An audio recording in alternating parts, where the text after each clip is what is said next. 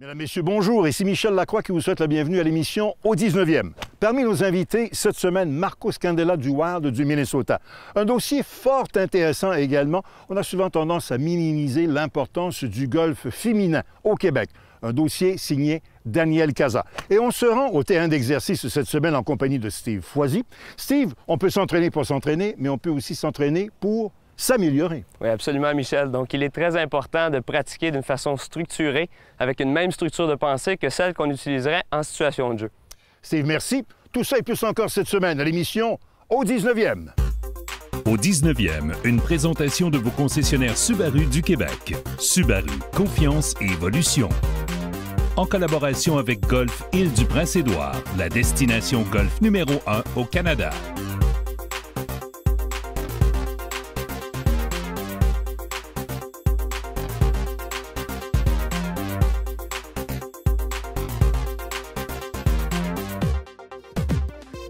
La rencontre de la semaine est une présentation du club de golf Atlantide. Plongez dans le monde de l'Atlantide.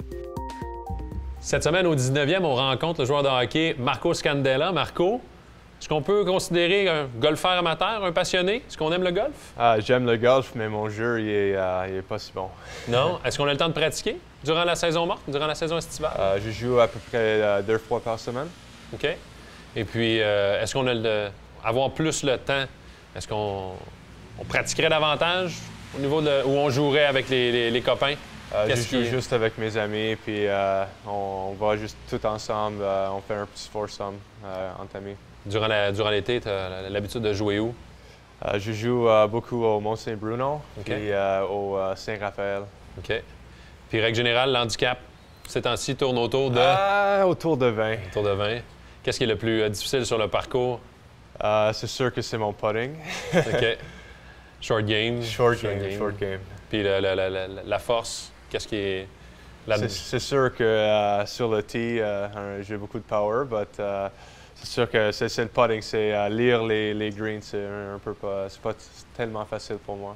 Aimes-tu assez le golf pour regarder à la télévision le dimanche, t'asseoir, puis regarder une fin de tournoi? Oui, c'est sûr que j'aime le golf. J'aime Bubba Watson, c'est un gars qui, la longue balle. Puis maintenant, un gars qui est vraiment hot, c'est Jordan Spieth. Oui.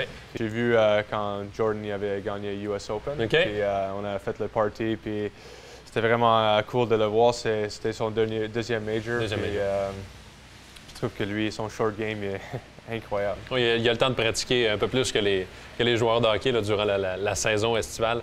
Ton élan de golf puissant, tu me disais. Est-ce que c'est un élan naturel ou c'est un élan que tu dois penser beaucoup, très technique? J'essaie de ne pas avoir trop de points de pensée. J'essaie d'être juste naturel. Je regarde la balle puis je fais mon swing. Je ne veux pas trop penser, sinon tu penses quelque chose, tu ajustes un peu puis tout ton swing est off. Est-ce que tu as la chance de jouer avec des membres de ta famille? Est-ce que la famille qui joue au golf aussi? Oui, mon frère, il joue, puis il joue beaucoup moins que moi, mais il est meilleur que moi. Je comprends pas. Est-ce qu'il y a une compétitivité entre les deux? On est à un coup toutes les fois qu'on joue, puis c'est plusieurs fois plus que il gagne plus que moi. Et on est compétitif sur la glace. Est-ce qu'on veut autant performer sur un parcours de golf? Oui. Ou on le sait? Oui, moi je joue pour gagner. C'est sûr que c'est le fun de jouer, mais je veux gagner. Je joue pour ça. OK, c'est bon. On va terminer avec un 9 trous express, 9 questions rapides, comme un Action 9.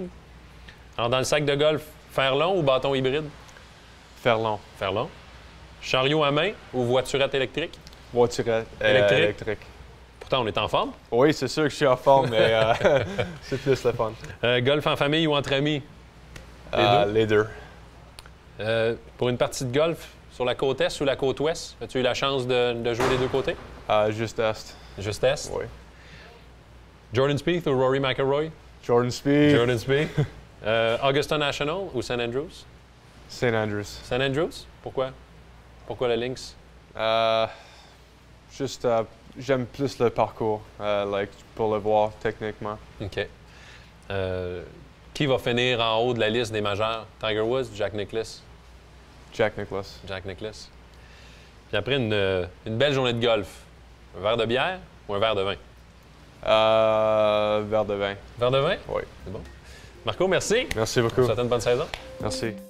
L'an passé, à St. Andrews, Zach Johnson a remporté une deuxième victoire majeure en carrière. Voici notre question piège cette semaine. Quel est l'autre tournoi majeur remporté par Zach Johnson? Est-ce que c'est A, l'Omnium des États-Unis, B, le championnat de la PGA ou C, le tournoi des maîtres? La réponse dans quelques instants.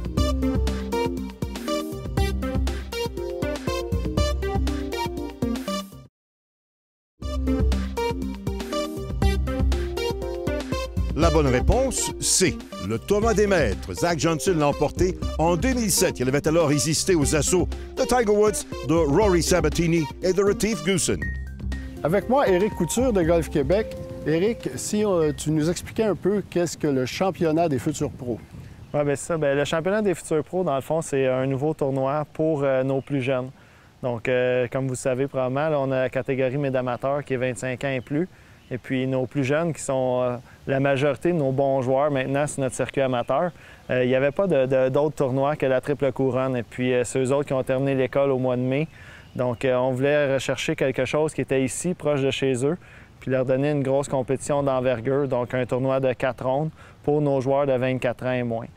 On veut que l'Est du Canada, principalement avec l'Ontario et l'Est des États-Unis, nord-est des États-Unis, participent à l'événement. Et puis, je pense que pour réussir à accomplir ça et d'avoir un field vraiment complet et fort, ça va être, c'est sûr, un aboutissement avec le World Amateur Golf Ranking.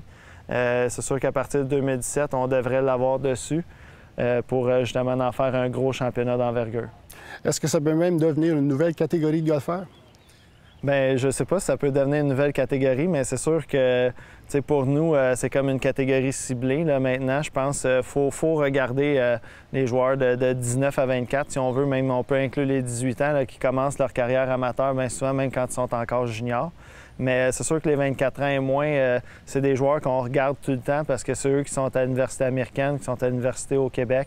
Et puis qui nous représentent, il y en a un paquet qui nous représente dans nos équipes, là, comme l'an dernier fait la preuve, là, nos 3 joueurs qui sont qualifiés, puis même le 4e, c'était tous des joueurs dans la catégorie présente ici cette semaine. Là.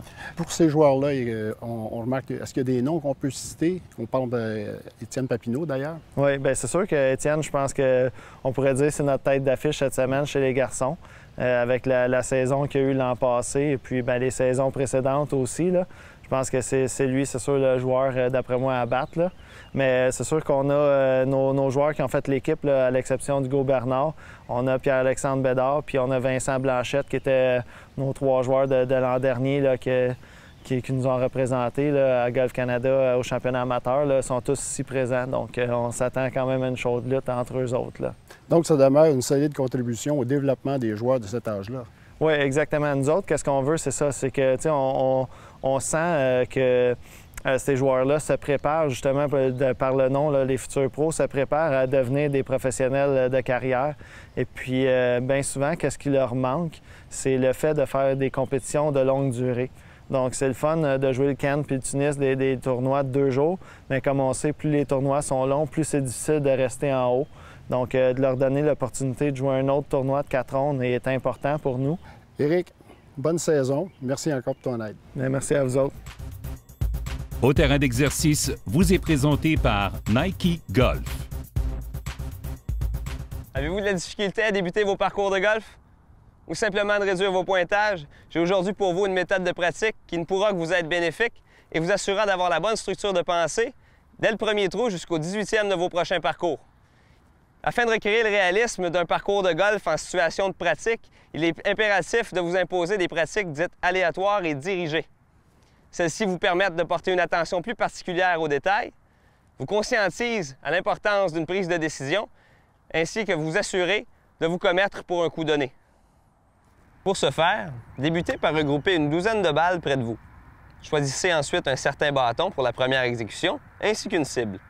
La cible peut être un verre, ou bien un couloir prédéterminé, selon ce que vos installations vous offrent. Je vous conseille fortement de changer d'outil ainsi que de cible à chaque exécution afin de vous faire ressentir les exigences de jouer un parcours de golf réel. Chaque fois que vous atteignez votre objectif, vous n'avez qu'à retirer une balle de votre lot de 12 balles et dans le cas contraire, ajoutez-en 2. L'objectif est d'éliminer toutes les balles en le moins de tentatives possible. Et si vous vous interrogiez à ce sujet, Cette approche fut mise sur pied par Mark Brody, qui est un statisticien de renom, qui travaille présentement avec plusieurs entraîneurs de joueurs professionnels du circuit PGA, tels Sean Foley. Les professionnels, étant des modèles pour tous en termes de discipline en pratique, faites de même. Assurez-vous de vous donner un petit peu d'adversité en pratique et je vous garantis que vous la négocierez mieux sur le parcours à vos prochaines occasions. Sur ce, je vous souhaite d'optimiser vos pratiques et bon golf! Moi, je dirais que les lasers, pour moi, sont plus précis, plus efficaces que les montres. Le laser. Le laser, parce qu'au niveau du laser, on peut pas juste prendre le fanion, on peut prendre la fosse de sable, on peut prendre un arbre en arrière, on peut prendre les golfeurs qui jouent en avant de nous, les golfeurs qui quittent le verre, ça nous donne une référence de distance, où le verre termine et où le fanion est situé. À ce niveau-là, au niveau de laser ou GPS, je pense que les deux se valent pour un golfeur amateur, dans le sens que les deux, aujourd'hui, les deux technologies vont vous offrir une distance d'à peu près une verge. Et puis, ça rentre dans la marge d'erreur de chacun des golfeurs amateurs. Je pense que les deux sont aussi bons que l'autre. Bien, moi, je trouve effectivement que c'est le laser qui est le plus précis. Le GPS vous donne une vue d'ensemble, mais il n'y a rien qui va battre le télémètre au laser qui vous donne exactement cette journée-là la distance au drapeau. Et c'est ça qu'on a besoin avec des grands verres modernes maintenant. Bien, moi, ma réponse est double parce que je pense que le GPS, pour moi, est meilleur. Mais quand on parle de temps de jeu, bien évidemment, la montre et tout ça, je pense que c'est plus rapide.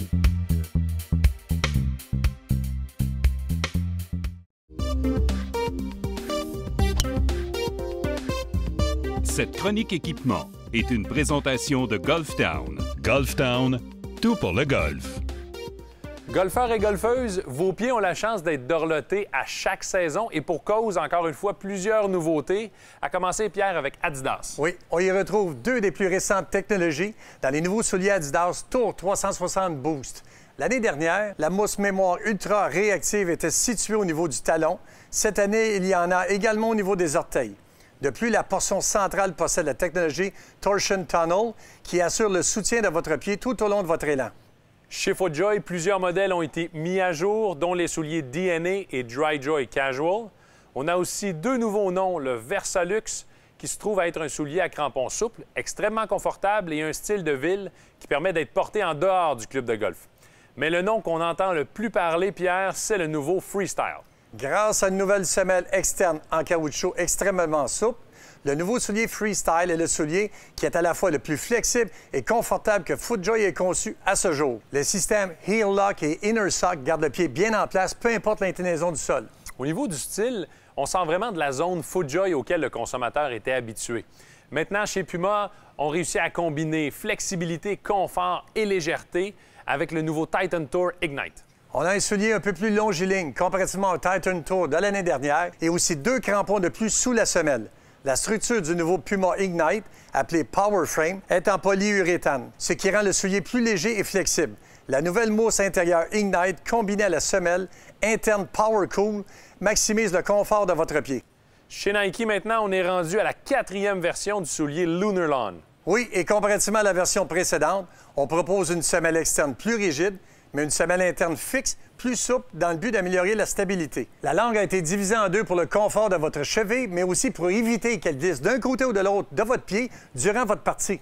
Des souliers, il y en a pour tous les styles, tous les budgets, mais aussi pour tous les types de pieds. Alors, n'hésitez pas à essayer plusieurs paires de façon à comparer. Merci, Pierre. Merci. C'est déjà la dernière de la saison, la semaine prochaine. Alors, on parle de quoi? On fait le tour des nouveautés dans les GPS et lasers, instruments pour faciliter votre golf. Soyez-y. Il semble y avoir de plus en plus de femmes sur nos terrains de golf. Il s'agit d'une bonne chose puisque le développement du golf, majoritairement, va passer par leur participation. Voici quelques commentaires recueillis lors du sommet du golf qui a eu lieu à Bromont en décembre dernier. Vraiment, la réponse à Roy Paquette, c'est ça qui va faire survivre l'industrie. Je veux dire, c'est 50 de la population, ce sont des filles et des femmes. Est-ce que l'industrie est prête à dire « oh, on n'a pas besoin de 50 de revenus » ? Non. Alors, je pense que très mercantile, c'est évidemment l'aspect financier. L'assouplissement des règles vient graduellement. On le voit dans tous les clubs de golf. Alors, je pense que c'est pas ça c'est pas ça le défi. Le défi est vraiment de la coopération entre tous les intervenants, de partager les meilleures pratiques, de partager qu'est-ce qui attire les filles. Est-ce que c'est les clubs des filles? Est-ce que c'est Go les filles, la région du Québec? C'est quoi exactement la formule magique pour chaque club? Les femmes dans le sport, leur participation a énormément augmenté dans les dernières années. Je pense qu'en 1960, il y avait 8 de femmes qui étaient représentées aux Olympiques. Aujourd'hui, il y en a plus de 40 Alors, les femmes ont permis le développement du sport en général et dans énormément de disciplines. C'est la plus grosse croissance en termes de revenus pour les entreprises, pour les clubs de golf, pour les terrains, pour même dans le ski alpin. C'est grâce à une plus grande participation des femmes que ces sports-là ont pu continuer à se développer. En fait, les femmes prennent de plus en plus leur place dans les clubs de golf. Il y a quelques années, les femmes qui s'impliquaient dans les clubs s'affairaient surtout à l'organisation des événements qui leur étaient destinés. Alors aujourd'hui, on les voit un petit peu plus présentes, comme par exemple au club de golf Naughton, où quand je suis arrivée il y a 5 ans, des 9 postes disponibles au sein du conseil d'administration, 4 étaient occupés par des femmes, dont la présidence et la trésorière. Alors, je pense que c'est quand même une belle évolution. Je pense que c'est également pour aller chercher, il faut aller chercher des plus jeunes femmes. Donc, il faut que les clubs de golf soient capables de montrer sur leur plateforme web, dans les médias sociaux, la place des femmes dans leur industrie et dans leur sport. Donc, je reviens encore au côté visibilité parce que ce que les femmes ne voient pas, c'est pas invitant. Alors, si le golf n'est pas présent au niveau féminin, bien, ça n'incitera jamais les femmes à aller dans l'industrie. Plus on va amener de femmes dans les clubs de golf, plus l'environnement va devenir accueillant pour les femmes. Puis souvent, les hommes aussi sont très heureux des améliorations qui se passent à cause des femmes. Bien, je pense que le golf, en particulier, c'est un sport très social. Et les femmes aiment partager les expériences ensemble. Et puis le golf, ça s'adapte très bien à cet intérêt pour les femmes. Je pense qu'il faut donner plus de visibilité aux femmes dans les médias. C'est sûr que le golf féminin, c'est peut-être une visibilité de 5 à la télévision par rapport au golf masculin. Si on regarde le tennis aujourd'hui, les femmes sont aussi visibles que les hommes à la télévision. Elles gagnent des bourses d'une valeur très, très importante. Il y a eu une progression vraiment importante. Dans le golf, la problématique, c'est qu'on donne très peu de visibilité. On a quelques athlètes maintenant qui commencent à être vraiment reconnus au Canada.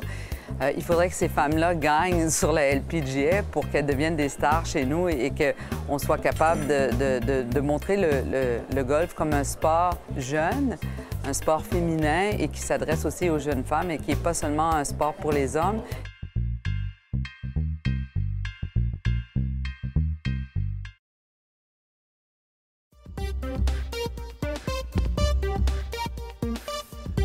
Comme vous le savez déjà, il est impossible de compléter la maintenance d'un parcours de golf avant le début de la journée. Il est donc important d'être prudent et indulgent lorsque l'on croise des employés sur le parcours, surtout si vous aimez jouer tôt le matin. Alors qu'ils tentent d'effectuer leur travail le plus rapidement possible, on ne peut pas leur demander d'arrêter de travailler au passage de chaque groupe. Ça prendrait une journée complète, effectuer une tâche qui leur prendrait normalement 2 ou 3 heures. En plus, les employés opèrent de la machinerie dangereuse qui demande énormément de précision et surtout toute leur attention. C'est donc normal qu'ils ne vous aperçoivent pas du premier coup. Vous devez toujours vous assurer que l'employé en question vous voit bien ou qu'il est hors de portée avec votre prochain coup. Sur certains parcours, les employés vont travailler dans le sens inverse pour déranger le moins possible. Donnez donc leur suffisamment de temps pour se déplacer à leur prochain endroit de travail. Et rappelez-vous, ce n'est pas le bruit qui vous fera manquer votre coup, c'est l'attention que vous portez sur le bruit. Dans le fond, là, c'est un bon moyen d'améliorer sa concentration. Merci, Éric. Situé à 30 minutes de la ville de Québec et au pied du Mont-Sainte-Anne, se trouve un parcours majestueux où l'on peut réserver longtemps d'avance. Bienvenue au club de golf Le Grand Vallon.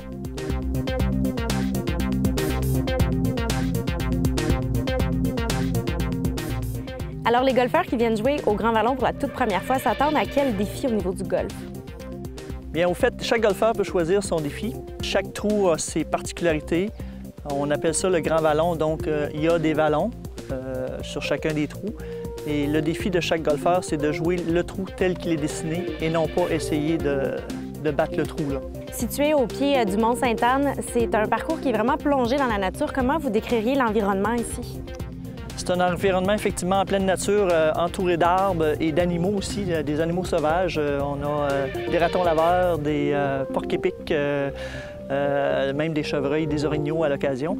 Maintenant, au niveau des allées, est-ce qu'on s'attend ici à des allées plus étroites, plutôt larges? À quoi ça ressemble?